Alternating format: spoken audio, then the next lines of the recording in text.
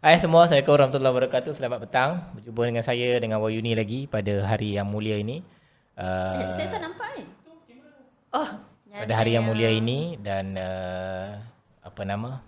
tibalah kita di hari yang mulia. Itu lirik lagu. Itu minta maaf. Minta maaf. Sebelum ni kita punya topik bicaranya tentang midlife crisis ataupun krisis pertengahan Ya, usia. begitu bicaranya. Kali ini kita nak bicara sedikit mendalam tentang takdir. Allah. Ini adalah seorang pembaca tegar hal-hal yang kait dengan falsafah.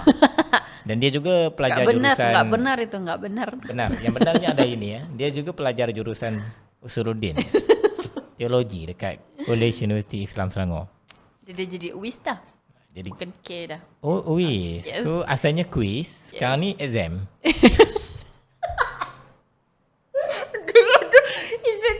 Dia yang buat. Ya, aku pula yang kena blame kuasa tu lah.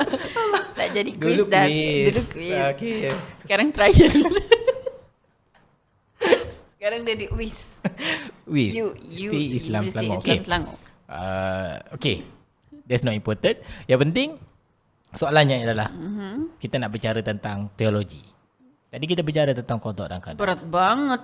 Ya, saya tanya soalan yang simple je. Ya ke? So di antara urusan kita, di antara tangan kita yang bekerja Yes. dan Tuhan yang menentukan, macam mana kita nak define in a very simple language?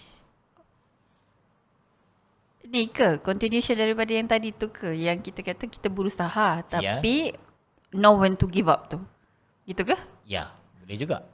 Maksudnya saya nak tahu macam mana awak boleh explain in the very bahasa yang mudah tentang usaha kita dan juga penetapan Tuhan.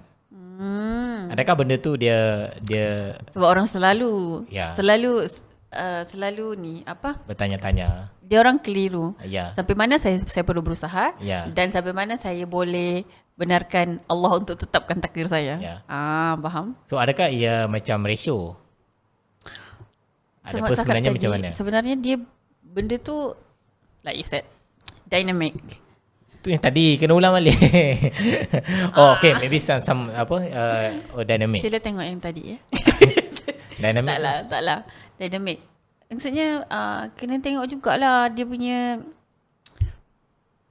situation. Kalau saya In a very concept. Kalau ada secara konsep Usuluddinnya? beratnya dia punya soalan tentang hutang.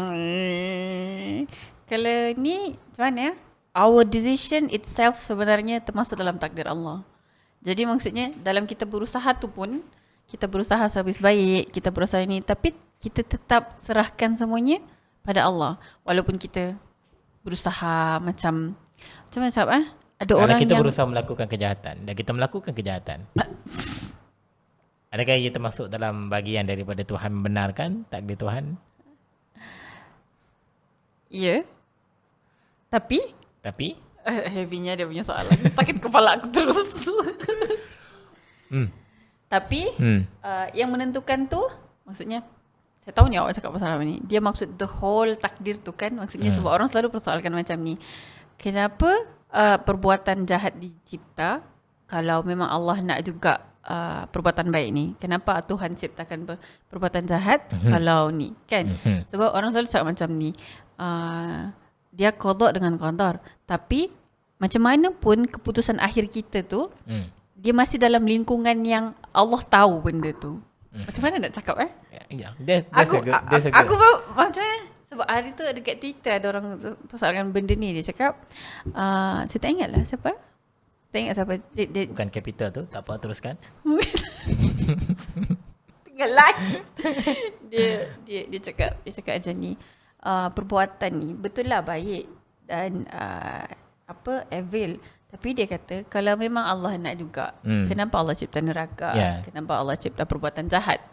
Kiranya sebab in the end tu Allah juga yang tentukan baik ataupun jahat tu. Tapi semua tu sebenarnya bukan semua, maksudnya will manusia tu mempengaruhi juga. Macam mana aku tak tahu macam mana nak explain benda ni. Dia macam perbuatan tu, okay, let's say lah bayangkan. Sebab saya nampak macam awak sedang menggabungkan Mu'tazilah sama dengan aku tengah explain benda ni. macam mana cakap Kalau yang aku tengah cakap Mu'tazilah kan. Dia cakap okay, bayangkan telur. Kiranya kuning telur ni yang pemahaman orang yang saya cakap tadi. Apa ni? Kenapa Allah cipta ni? Kenapa Allah cipta ni? Padahal ni. Ya. Lepas tu yang putih telur tu apa ni? Will manusia tu memang ada, tapi dalam will, ya Allah, macam mana Okay. Macam mana Saya faham. Maksudnya kuning telur tu adalah will kita. Yes. Apa yang kita buat, semuanya adalah satu konsekuensi yang kita buat. Yes. Kita pilih A, dia akan jadi B, dia akan jadi C, dia akan jadi D. That's the consequences. Yes. Itu kita rasa macam okay, itu betul. Maksudnya betul. Tuhan memberikan ruang untuk kita membuat keputusan, dan keputusan itu akan ada konsekuensinya. Yes. Akan ada dia punya ta'ammul, dia punya apa nama, sebab dan akibatnya. Sababiyah kan, sebab dan akibatnya. Tapi bila kita membuat satu keputusan yang jahat, tentulah dia juga akan ada kesannya. Kalau kita berniat nak bunuh orang, maka kita ambil pisau dan kita bunuh orang, maka orang itu pun mati dan sebagainya. Tapi dalam itu semua, dalam soal kehendak kita itu hanyalah sekadar telur kuning. Telur kuning tu. Tuhan punya takdir dan kekuasaan Tuhan dalam menentukan dan menetapkan apa pun adalah telur putih yang telah meliputi semuanya itu. Betul tu. So orang selalu persoalkan macam ni tahu. Orang kata, jadi kenapa diciptakan tu? Lepas tu sebab in the end tu Allah tahu juga ini akan jahat, ini akan ni. Kalau sebab dia orang persoalkan macam Mu'tazilah kan. Semuanya terserah kepada manusia. Ya betul, memang manusia pun ada will. Tapi in the end Allah know all things daripada dulu sampai ni. Faham tak? Kiranya pengetahuan Allah tu yang kulit telur tu lah. Yang in the end semuanya dalam pengetahuan Allah gitu. Kita tak boleh. Aku faham. Saya rasa it's a very good, and bila awak bagi, saya rasa bila bagi contoh macam tu lagi senang nak faham. Meaning kita melakukan apa pun, it's just amazing tau. Bila kita melakukan apa pun, dan kita berniat nak melakukan kejahatan, dan kita melakukan kejahatan, dan Tuhan tahu kita akan melakukan kejahatan, dan Tuhan membenarkan, mengizinkan kita untuk melakukan kejahatan, dan kejahatan itu akhirnya berlaku, dan kita menerima dosa itu. Betul. Kita tahu kewujudan dosa, dan Tuhan kata kamu berdosa dan sebagainya. Betul. Dan di situlah juga Tuhan menciptakan, kerana Tuhan tahu bahawa manusia itu berkehendak kepada kejahatan dan melakukan kejahatan, dan akhirnya melaksanakan kejahatan dan ada kesannya kepada orang-orang lain, untuk melengkapkan proses penciptaan konsekuensi kepada kejahatan tadi. Tuhan menciptakan yang dinamakan sebagai keampunan. Kerana adanya dosa, maka adanya keampunan. Jadi kalau kita bertanya, kenapa Tuhan menciptakan juga kejahatan tu? Kalau dia tak nak kejahatan tu, kalau Tuhan tak menciptakan kejahatan, buat apa Tuhan menciptakan keampunan? Betul. Nampak? Yes. Dan kalau tidak Tuhan menciptakan keampunan, kenapa Tuhan menciptakan kebaikan? Dan kalaulah semua ini tak penting pada Tuhan, kenapa Tuhan menciptakan kita? Ia berbalik kepada sebab kita diciptakan itu. Memang tidak ada apa-apa hutang kita dengan Tuhan lah. Walaupun kita ada hutang kalau menurut si anak atas. Tetapi Dayan, rahmat Tuhan itulah yang akhirnya membuatkan kita akhirnya tercipta. Betul. Tinggi betul tapi tapi this is I don't know, I just ask what I want. Kita bersama random petang hari ini. That's the good topic, random petang. Random petang bersama Hafizul Faiz. So bila ada soalan ke? Bila satu benda jahat berlaku, benda yang teruk berlaku dalam hidup awak, and then that teruk tu come from someone yang orang yang mana memang teruk lah. Betul. Kan? So how do you handle dengan memahami bahawa Tuhan membenarkan dia buat macam tu dekat awak? Tuhan yang mengizinkan dia, walaupun dia berkehendak pada awalnya. Faham? Dan dia tetap melakukan kejahatan itu, bahkan sampai sekarang mungkin dia melakukan kejahatan.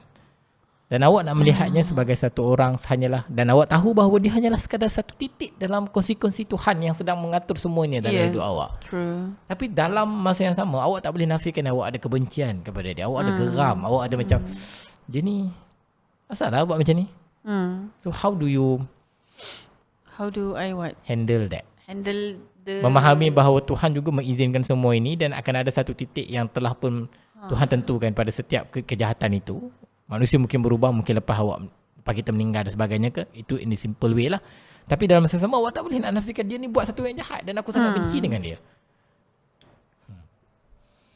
Dia macam related tapi tak nak kaitkan. Heavy soalan dia. Soalan dia heavy sebenarnya tapi related kepada tadi. Yes, saya tahu. saya tahu dari mana soalan tu. Soalan tu macam mana? So macam mana awak, macam mana kita, dan ini juga akan relate kepada adakah kita tak boleh benci orang? Kan? Sebenarnya kalau orang dah buat jahat dengan kita sebagai manusia memang tak boleh. Memang kita akan benci orang tu. Yeah. I never thought I gonna had someone like this. Tapi wow, I really hated that person. That person yang awak cannot but hate. Yes. Cannot not hate. Macam tu. Dia macam mana? Saya rasa satu saya tak tadi lah, dia terkait dengan adakah dia cuba untuk menjadi baik. Tapi itu dia. Ha. Dan awak tahu awak tak boleh anggap dia akan jadi baik. Awak tak menampak dia punya usaha pun. And you know people. Betul, they can change. How do I So bila kebencian tu dalam diri awak, so how do you handle that? With understanding yang kita ada takdir ni, kita dah faham ni. Kita belajar usuludin dekat WIS kan. Contoh, saya juga belajar dekat UA dulu kan. Kita faham tau konsep tu. Kita tak boleh blame takdir tu. Tapi kita benci orang tu. Ya. Kita macam mana? Kita blame dia lah sebab dia bersalah. Yes. Tapi dalam masa yang sama, kita juga tahu bahawa Tuhan membenarkan dia. Dan Sebab kita juga tahu bahawa ia berada dalam lingkungan itu. Dan saya rasa itu adalah satu proses untuk mendewasa.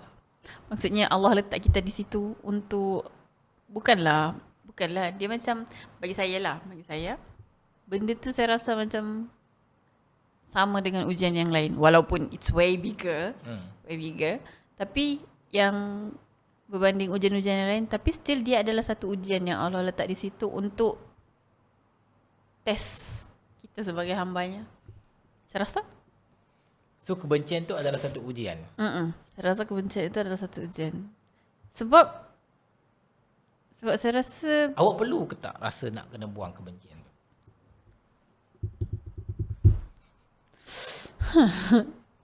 Betul buat dulu. Saya rasa saya tak perlu buang. I just let it go, buang ke? Let it go dia lah buang lah. Saya rasa perlu kot sebab dia mempengaruhi emosi. The hatred. So how do you do that? I mean, macam mana awak nak buang kebencian itu? Perasaan benci pada orang yang awak tahu awak ada reason yang sangat kuat untuk benci. Berdamai dengan takdir. Macam mana awak nak buang?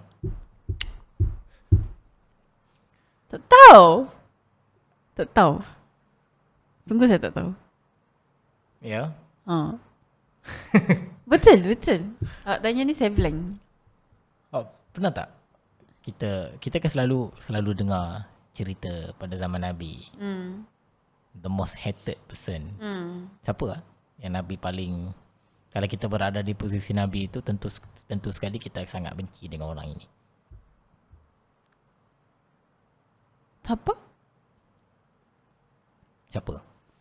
Abu Lahab.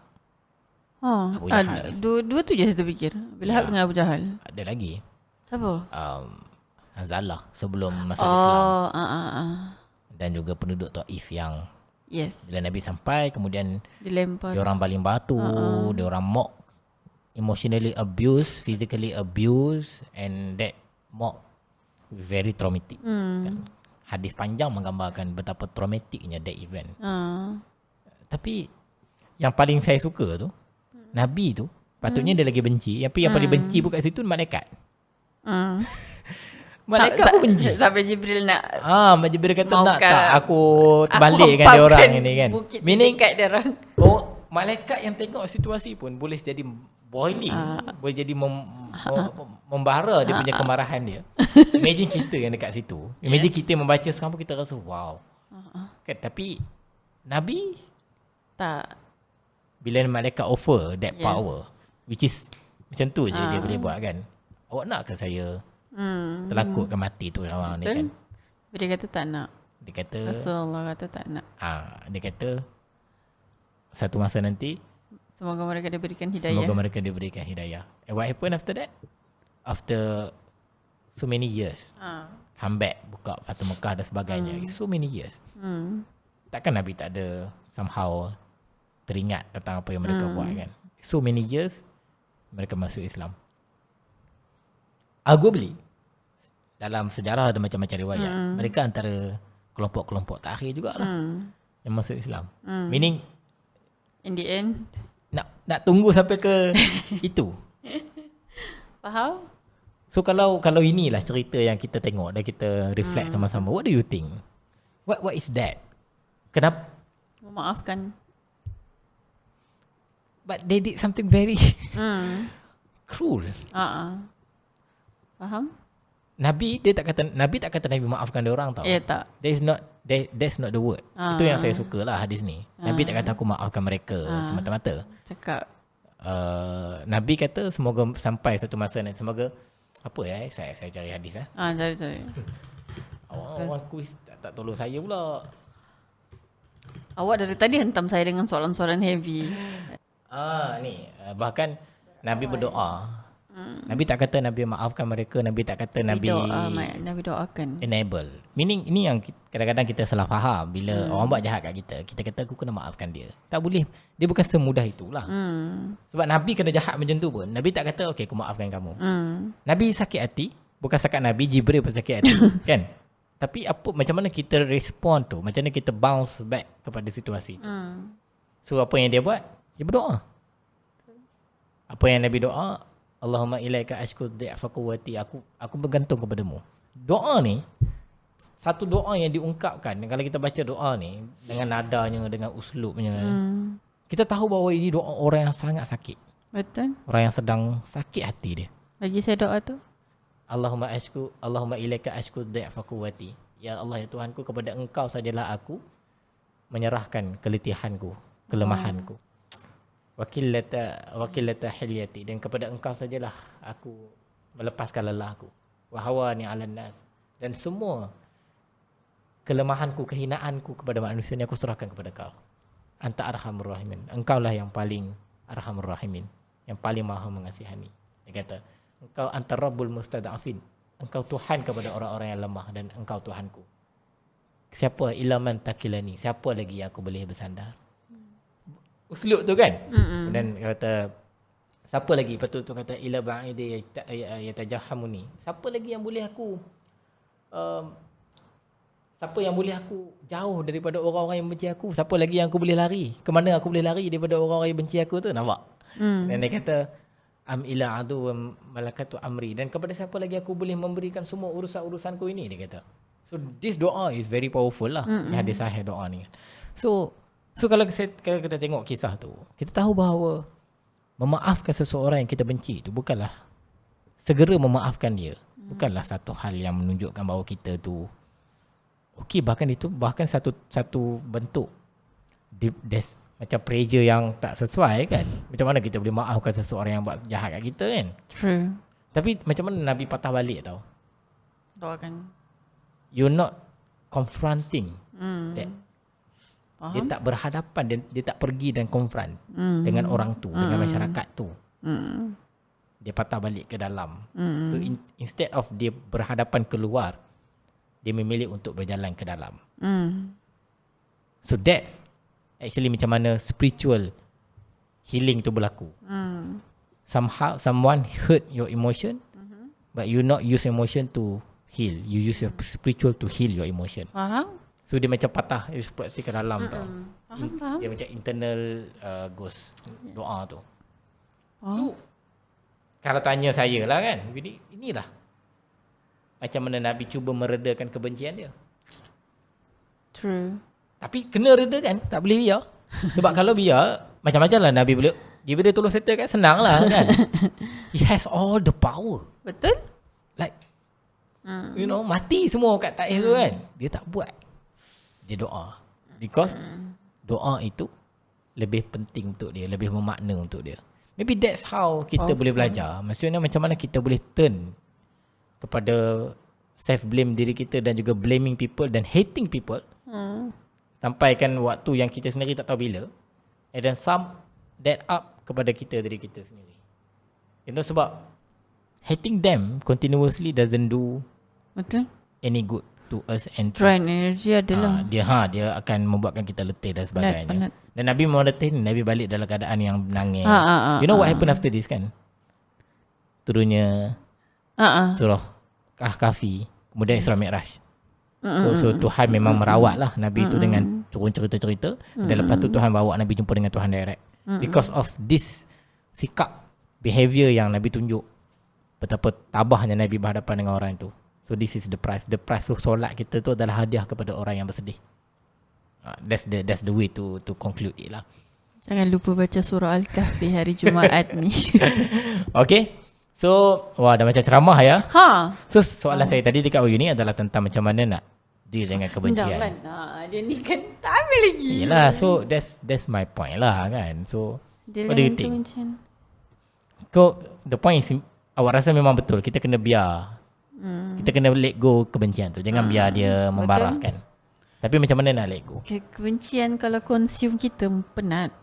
Sangat penat. Saya paling tak suka marah, benci. Dia sangat drain energy.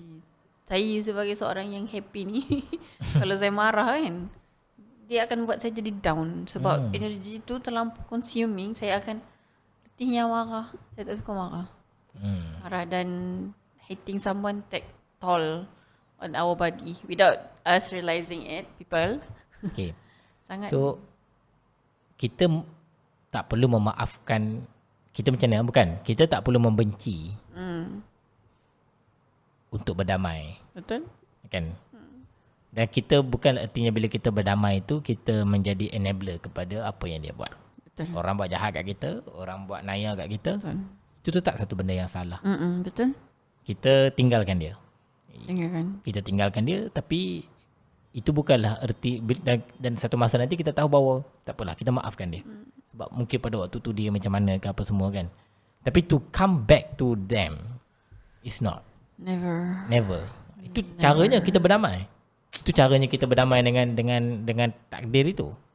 Dan biarlah Tuhan susun hidup dia. Betul. Sebab kita percaya pada Tuhan menyusun. Takdirnya begitu kan. Tetapi titik ketika mana kita memilih untuk memaafkan itu akan tiba. Untuk mengikhlaskan apa yang Tuhan susun itu akan tiba. Dan kita akan bergerak terus ke depan.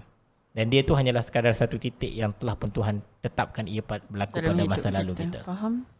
Dan titik itulah kita boleh belajar daripada kisah Taif ni. Kita terus berdoa dan kita terus menjadikan, akhirnya kisah yang sedih ini menjadi satu kisah yang paling indah untuk kita baca. Sampailah bila-bila. Macam tu kan. So, thank you semua. Wow, rasa macam ramai yang tengok. Entah-entah 4 orang. Jangan. 4 orang tu bernilai. Ke ini cakap sikit. Apa last word? Last word. Terima kasih. Saya first time buat benda ni. Jadi kalau saya terlebih gelak, saya terlebih... Itu sikit tu. Itu saya boleh katakan hanyalah 2% daripada keseluruhan amount gelaknya seorang baru uni lah. Okay, jumpa lagi untuk next session. Saya ada banyak lagi soalan nak tanya kat dia supaya dia tahu bahawa dia tak belajar satu benda yang sia-sia masa ketika dahulu. Assalamualaikum warahmatullahi wabarakatuh. Bye-bye. Bye. Bye.